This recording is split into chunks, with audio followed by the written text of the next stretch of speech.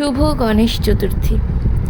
আর গণেশ চতুর্থী থেকেই আমাদের পুজোর আনাগোনা সম্পূর্ণভাবে চালু হয়ে যায়, কারণ ঠিক আর 1 মাস পরেই মা আসছে। আজ সবার প্রথম গণেশজিকে খড়িমাটি আর লেবু দিয়ে সামান্য জল দিয়ে পরিষ্কার করে নিয়েছিলাম। তারপর গণেশজির আসনে সামান্য দুব্বা আর চাল দিয়ে বসিয়ে দিয়েছিলাম ওনাকে।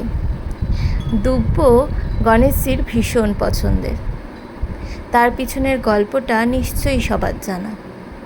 এরপর কিছু দুব্ব এবং ফুল দিয়ে, যেখানে বেশিরভাগটাই আমাদের বাগানের ফুল ছিল, গণেশজিকে সাজিয়ে তার পছন্দের লাড্ডু আর মোদক ভোগ হিসেবে দেওয়া হয়েছিল। তাছাড়াও সাথে ছিল পছন্দের নারকোল। এইভাবেই খুব সামান্য আয়োজনে গণেশজিকে আজ একটু স্পেশালভাবে পুজো হয়েছিল।